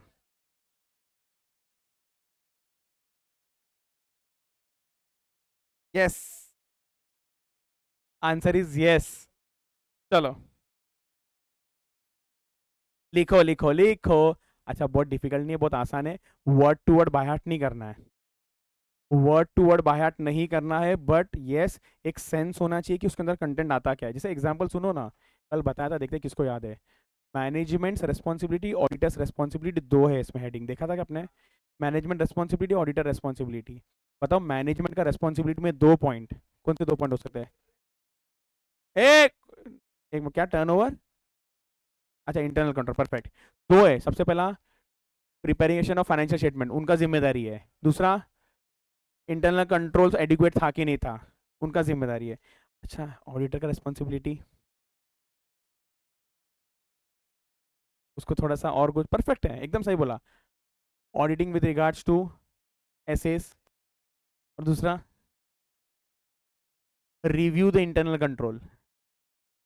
एक मिनट, एक मिनट, इंटरनल कंट्रोल बनाने का काम किसका? मैंने, और उसको चेक करने का काम किसका? ऑडिटर का। एक क्लियर है क्या? तो ऐसे सब है ना, आपको ना की वर्ड्स याद होने चाहिए कि ये काम, ये काम, ये काम, ये काम, ये काम। वो एक बार याद होगा ना तो अंदर फ्रेमिंग कर सकते हैं आप लोग। एक क्लियर, लिखते हैं। सबसे पहला आ जाएगा यहाँ पर, basis of, sorry, basic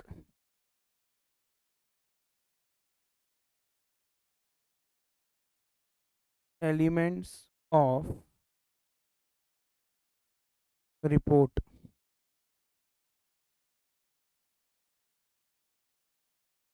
basic element of report,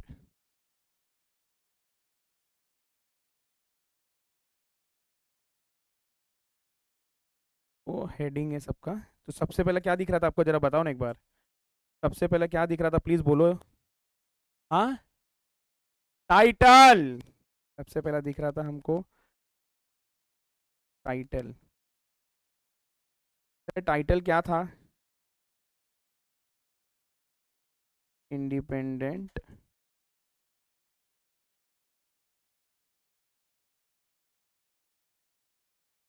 auditor report. Sir second क्या था इसके अंदर? सेकंड क्या था? एड्रेस ही। और एड्रेस ही क्या होगा?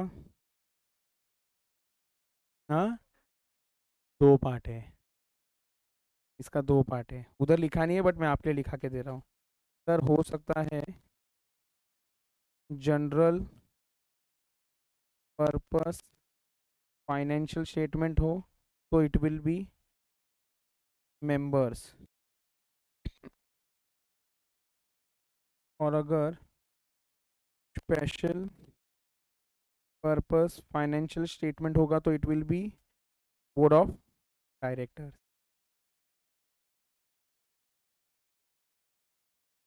थर्ड,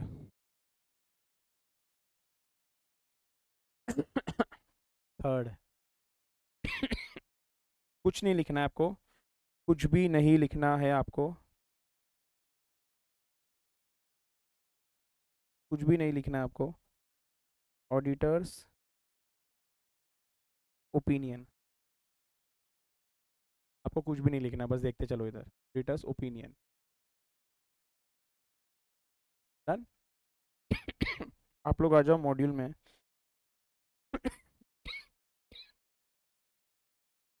यहाँ पर देखो, सबसे पहले तो था ये, एक मिनट, ऑडिटर्स रिपोर्ट है ना, तो उसको भी जरा ऑडिटर्स करो ना।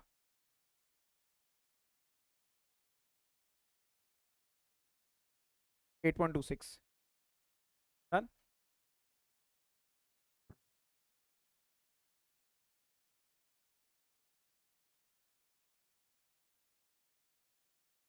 सेकंड क्या था? एड्रेसी। इधर देखो क्या बोला एड्रेसी में, to members of ABC company limited, ये जनरल पर्पस फाइनेंशियल स्टेटमेंट इसके लिए। नेक्स्ट क्या बोला हम लोग ने? Report on audit of standalone. Standalone क्या होता है? एक स्टैंड अलोन, दूसरा क्या होगा? कंसोलिडेटेड। स्टैंड अलोन मतलब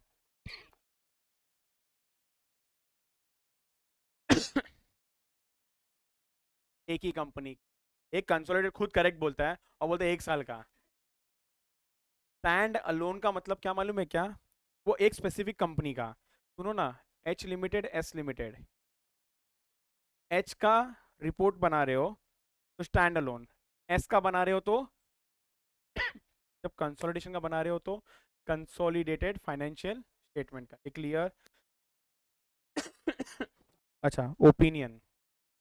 नो, ओपिनियन जो है ना, 2 पैराग्राफ में डिवाइडेड है। अच्छा, ओपिनियन मतलब क्या होगा? बोलना पड़ेगा आपको।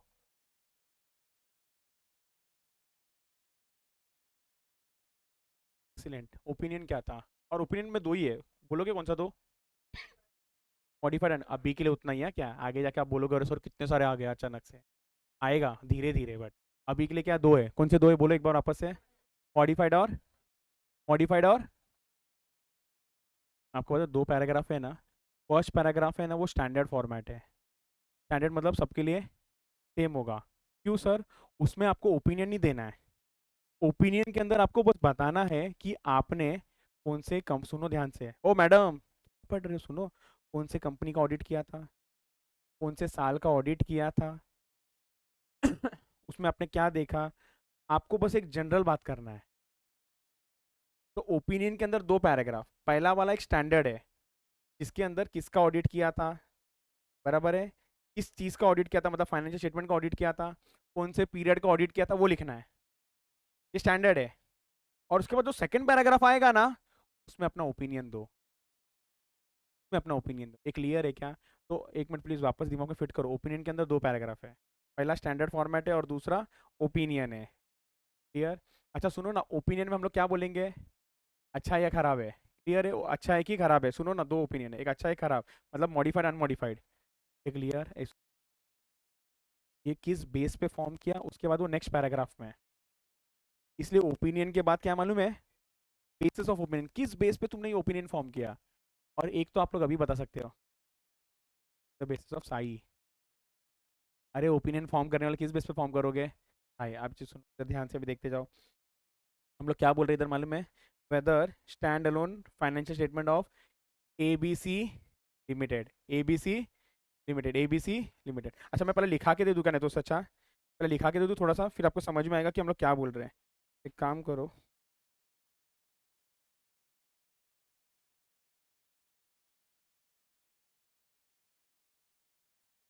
चलो ठीक है, आप लोग आओ इधर।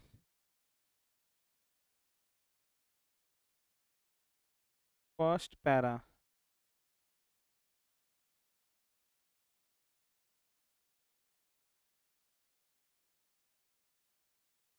स्टैंडर्ड है या सेम है या फिक्स है? एक मिनट, एक मिनट, एक मिनट, एक मिनट।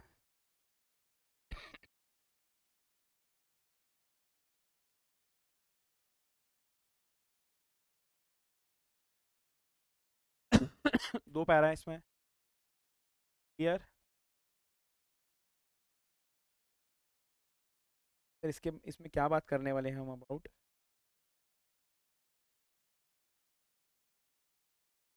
लिमिटेड ऑडिट कर रहे हो,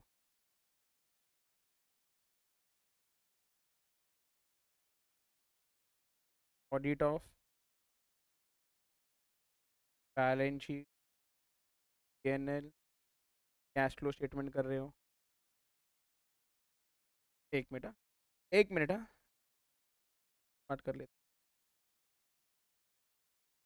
ठीक है।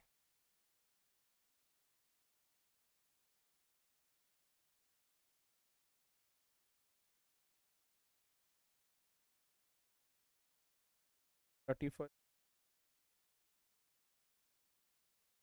2020 कर रहे हो,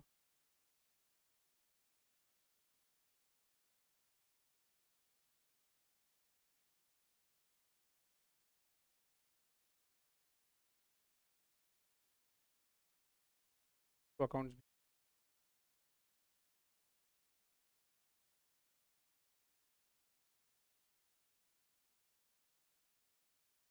चलो अभी देखो इधर,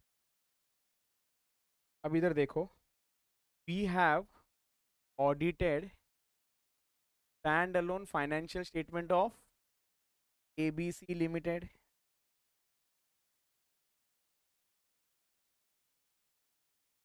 विच कंप्राइजेस ऑफ व्हाट? ये सुनो, ऑडिटेड क्या, we have audited what? Standalone financial statement, बराबर है ऑफ किसका?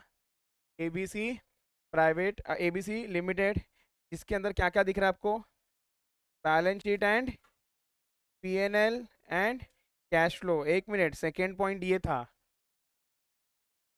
Third for year ended, third क्या था? For year ended, for year ended and notes to accounts. तब सर ये चार जो पॉइंट है ना, ये कॉमन होगा कोई भी रिपोर्ट बनाओ आप। तब सर एक तो ये, दूसरा ये, तीसरा ये, चौथा ये पॉइंट, आपको तो ये लिखना ही है। Have audited standalone financial statement of ABC limited which comprises of balance sheet, statement of profit and loss account, cash flow statement जो भी है for the year ended, बराबर है, including notes to,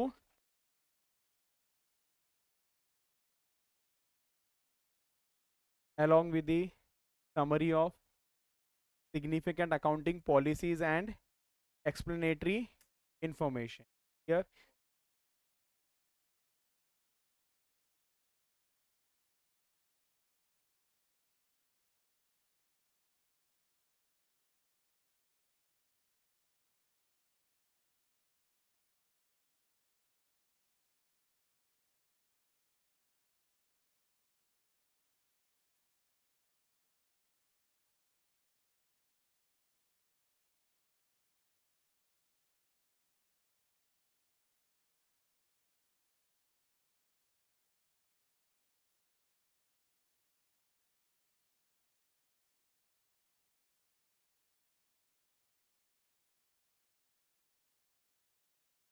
चलो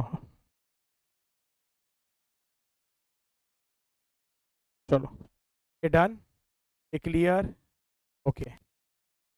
अब सेकेंड वाला जो है ना पैराग्राफ, वो चेंज होते रहेगा। सेकेंड पैराग्राफ में क्या बोला है, जरा ध्यान से देखो। In our opinion and to the best of our, एक minute, and to the best of our information and according to explanation given to us. एक मिनट, जो ना मैनेजमेंट देता है, हम लोग बोल ही नहीं सकते यहाँ पर, ये तो सब हमारे पर आ जाएगा। हम लोग क्या बोल रहे हैं, जो इन्फॉर्मेशन मेरे को दिया था, जो एक्सप्लेनेशन मुझे दिया गया था, उसके बेस में मैं ओपिनियन फॉर्म कर रहा हूँ। जो मुझे इन्फॉर्मेशन दिया गया था, जो मुझे एक्सप्लेनेशन दिया गया था, उसके बेसिस में मैं अपना ओपिनियन फॉर्म कर रहा हूँ। In our opinion and to the best of our information and explanation given to us.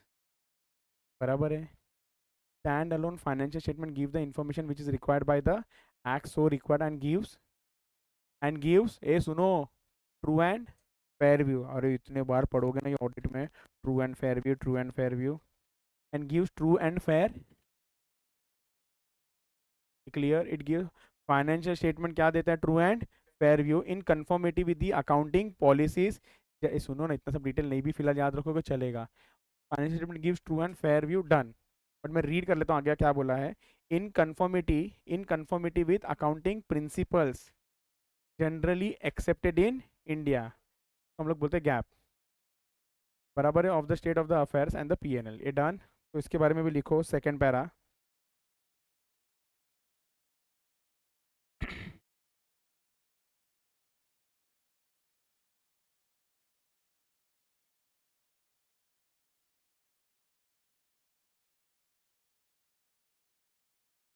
will change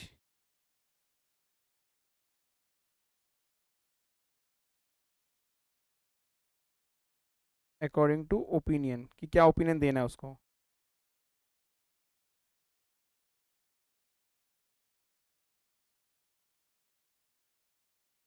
no ना, मैं आपको थोड़ा सा लिखा के दे रहा हूँ, बट एग्जाम में ना आपको ड्राफ्ट करने भी आता है। ड्राफ्ट दी ओपिनियन पैरा, तो आपको ना दोनों पैरा याद रखना पड़ेगा।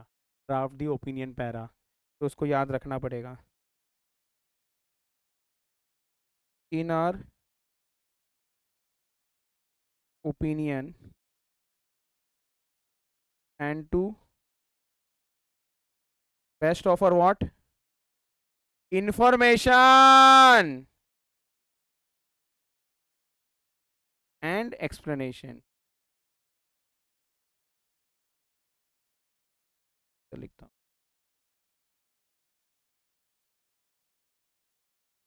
Information and explanation given to us, FS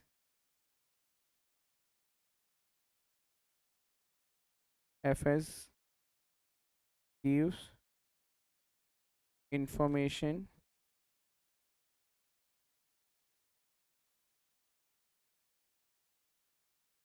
required by act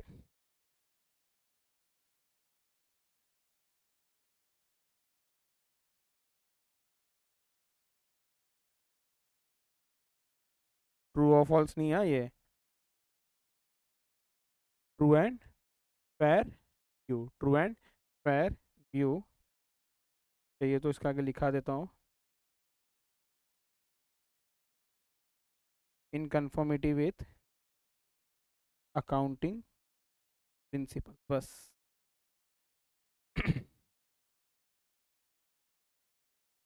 सुनो ना, कल जाके अगर भूल भी गए ना तो इतना याद रखना,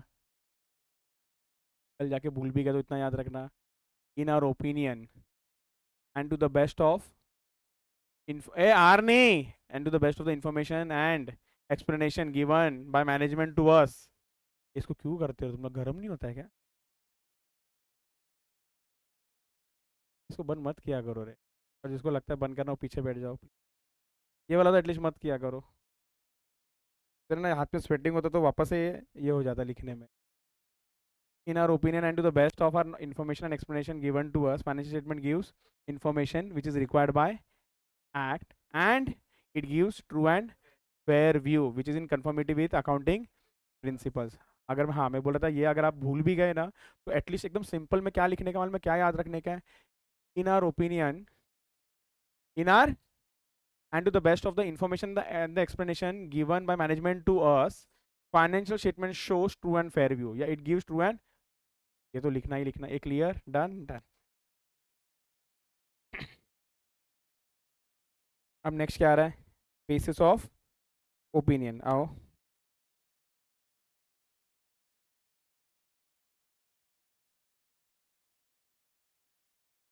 ए थर्ड नहीं है, फोर्थ पॉइंट, फोर्थ हेडिंग आ गया ये, फोर्थ हेडिंग आ गया। ओपिनियन के अंदर दो है, सुनो ना। ओपिनियन के अंदर है ना, आपको एग्जाम में आ सकता है ड्राफ्ट ओपिनियन पैरा। मतलब आपको क्या बोलेंगे, हाल में एक कंपनी के बारे में इंफॉर्मेशन देंगे और बोलेंगे कि आप अपना ओपिनियन दो, तो पूरा ऑडिट रिपोर्ट बनाने कभी एग्जाम में नहीं आएगा। आपको बोला जाएगा कि एक काम करो, टाइटल एड्रेस या ओपिनियन पैरा फॉर्म कर लो, या फिर सिर्फ ओपिनियन पैरा के बारे में लिख दो। बट ओपिनियन पैरा आ सकता है, answer is yes. Management responsibility, auditor responsibility नहीं आएगा, बट ओपिनियन पैरा आ सकता है, बेसिस ऑफ ओपिनियन पैरा आ सकता है। तो नेक्स्ट लिखो, fourth,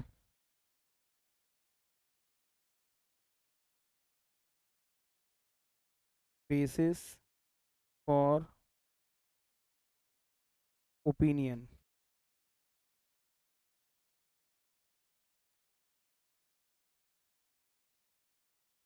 basis for opinion.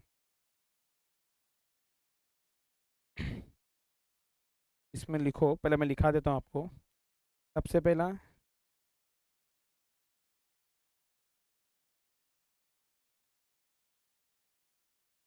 Audit is conducted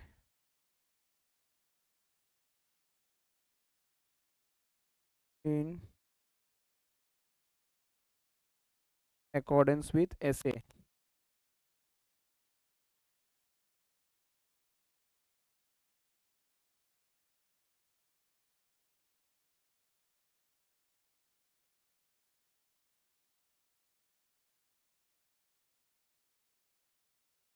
next, auditors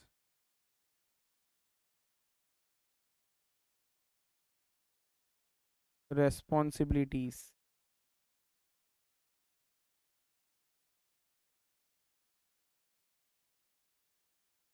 जैसे कि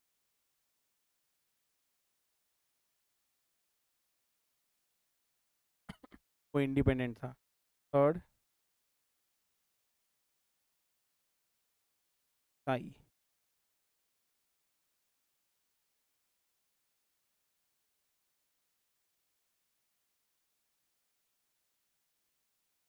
चलो सुनो ना, किस बेस पे आपने बोल दिया कि ये ट्रू एंड फेयर व्यू दे रहा है, किस बेस पे बोल दिया कि ये ट्रू एंड फेयर व्यू नहीं दे रहा है? किस बेस पे बोल दिया? तो सिंपल है, अपने पास जो सबूत था उसके बेस पे तो बोला है। तो इसीलिए सबसे पहला मेन जो सबसे इंपॉर्टेंट है ना, वो साई है।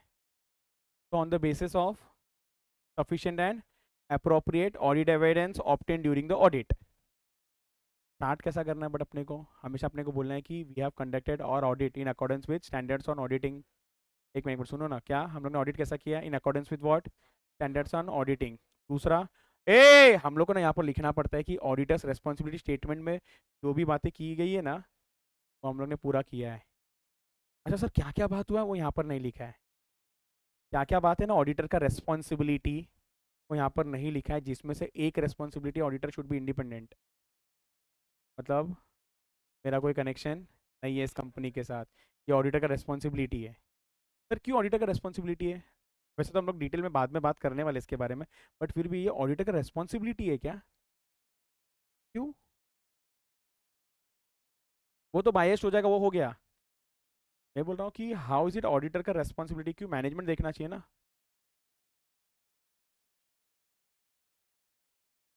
मैनेजमेंट को थोड़ी पता चलेगा, बात सही है। अरे यार, वो शेयर खरीद के रखा है, मैनेजमेंट को कैसे मालूम पड़ेगा इसके पास हमारा शेयर है कि नहीं है? लोन वोन होता तो चलो फिर भी समझ जाता था, बट शेयर्स खरीद के रखा है कि नहीं है, कैसे मालूम पड़ेगा? तो इसीलिए ये जिम्मेदारी किसका होता है मालूम है? हमेशा ऑडिटर का जिम्मेदारी होता है कि तू बता तेरा कनेक्शन है कि नहीं हमारे साथ। मैनेजमेंट का जिम्मेदारी नहीं है, किसका जिम्मेदारी है ये? ऑडिटर का जिम्मेदारी। ये क्लियर है क्या? और तीसरा पॉइंट में क्या बोल दिया हम लोग ने, sufficient and appropriate audit evidence मिल गया था।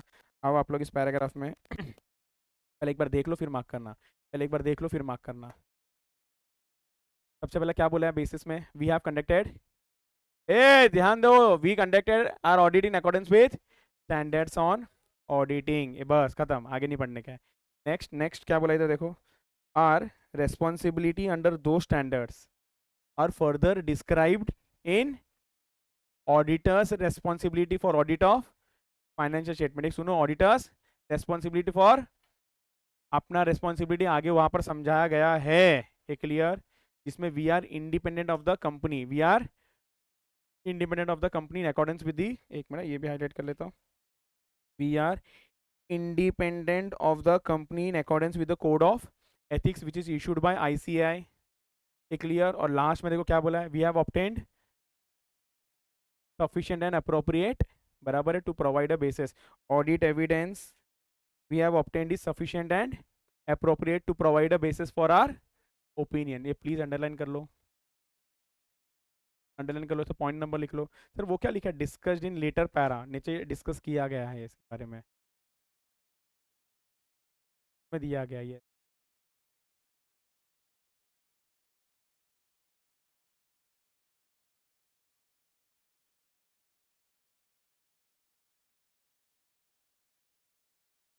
Done, okay. नेक्स्ट आ दो फिफ्थ पॉइंट।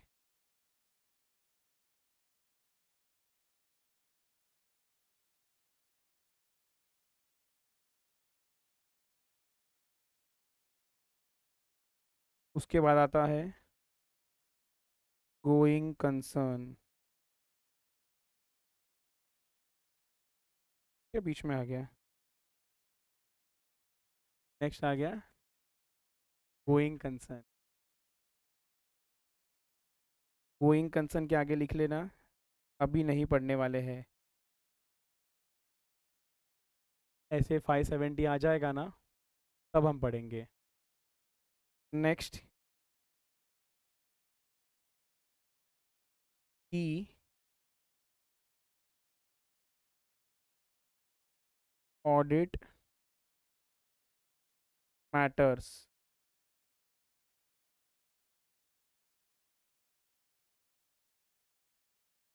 इसको भी हम अभी नहीं पढ़ने वाले हैं।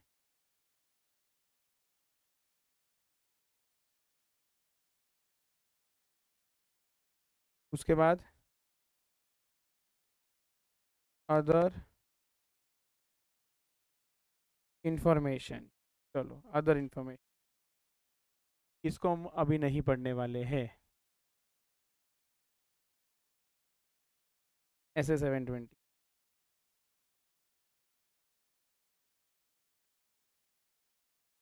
नेक्स्ट,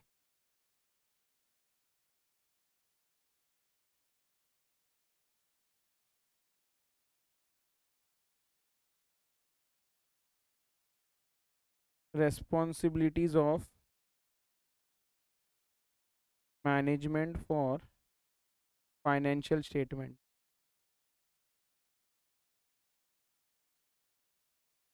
ऐसे 210 एंड ऐसे 570।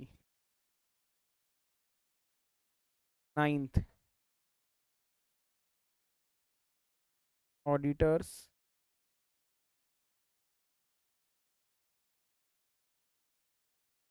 responsibilities for audit of financial statement,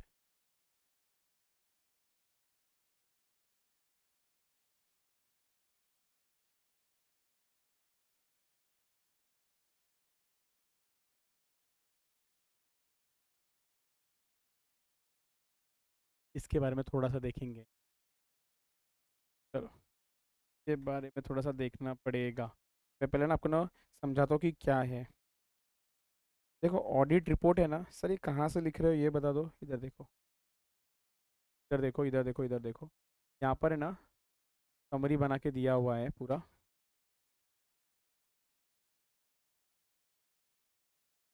sorry, इधर देखो,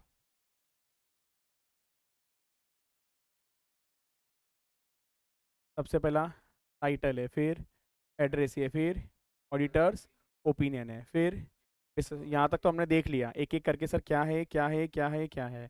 उसके बाद सर नेक्स्ट आ रहा था गोइंग कंसर्न के बारे में, अभी नहीं बात करेंगे इसके बारे में, कंफ्यूज हो जाओगे। और यहाँ पर तो दिया भी नहीं था, ये सर कब आएगा मालूम है क्या, जब गोइंग कंसर्न डाउटफुल है सामने वाले। जब गोइंग कंसर्न ना डाउटफुल है सामने वाले का, मतलब आपको लग रहा है कि ना ये एंटिटी ना कुछ समय के बाद है ना ख़त्म होने का चांसेस है, तो जाके ये पैराग्राफ में बात करेंगे। इधर इसलिए नहीं दिया था बिकॉज जनरली ये नहीं आता है। जनरली जब भी आप ऑडिट करते हो ना तो एंटिटी क्या है, गोइंग कंसर्न है, ये हम लोग मान के चलते हैं। ओके, नेक्स्ट क्या बोला, की ऑडिट मैटर्स। अब इसके अंदर क्या टॉपिक लिखना है वो बाद में डिस्कस करेंगे, बट इसके अंदर भी कुछ कंटेंट आता है जिसको हम लोग बोलते हैं, एक मिनट, एक है अदर इन्फॉर्मेशन, एक है की ऑडिट मैटर्स। ये सब बड़े बड़े लिस्टेड एंटिटी के लिए होता है। क्या आता है हम लोग बाद में डिस्कस करेंगे, अभी नहीं बता रहा हूँ मैं। नेक्स्ट है रेस्पॉन्सिबिलिटी फॉर फाइनेंस स्टेटमेंट, मतलब क्या, मैनेजमेंट का रेस्पॉन्सिबिलिटी है ये। इसमें किसका बारे में बात किया, मैनेजमेंट रेस्पॉन्सिबिलिटी। उसके बाद नेक्स्ट क्या दिख रहा है आपको, auditors responsibility for audit of financial statement. एक बार नेक्स्ट भी देख लेते हैं, नेक्स्ट क्या लिखा है, location of the description of, location of description of auditors responsibility report में कहाँ लिखा है। नहीं, हम थोड़ी रिपोर्ट में लिख सकते हैं ये चीज़ कि location of the description of auditors responsibility.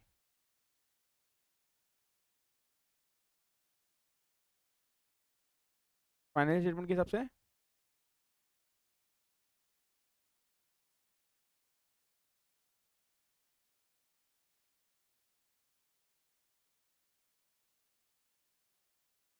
बोलो, नहीं पता, कोई बात नहीं, मैं बताता हूँ। there are three options with regards to auditors responsibility. अभी अपने दिमाग में ये बात फिट कर लो, सर 10 रेस्पॉन्सिबिलिटी एग्जाम्पल, 1 2 3 4 5 ऐसे 10 रेस्पॉन्सिबिलिटी, तीन ऑप्शन है।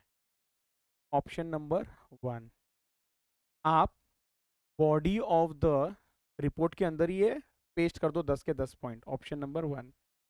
ऑप्शन नंबर 2, इसको अपेंडिक्स करके सबमिट करो, मतलब एक एडिशनल डॉक्यूमेंट, ऑडिट रिपोर्ट दिख रहा है उसके नीचे और एक एक्स्ट्रा सप्लीमेंट करके, और ये सप्लीमेंट किस चीज़ का मालूम है, ऑडिटर्स रेस्पॉन्सिबिलिटी का 10 पॉइंट। इधर मत लिखो, एक पहला ऑप्शन था क्या, इधर लिख दो, दूसरा एक एडिशनल सप्लीमेंट में लिखो और इसको लगा दो,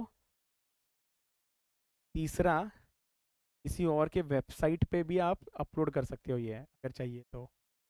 इसको बोलते हैं location of description of auditors responsibility. Clear है क्या, अदर रिपोर्टिंग रेस्पॉन्सिबिलिटी ज़्यादा लोड लेने का जरूरत है नहीं।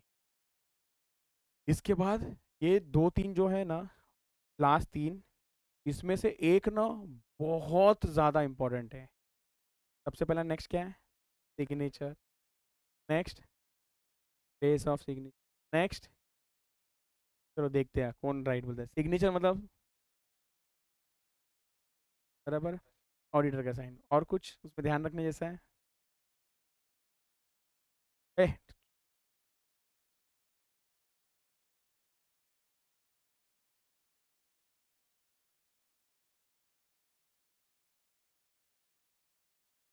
वो थोड़ी अपना डेजिग्नेशन भूलेगा।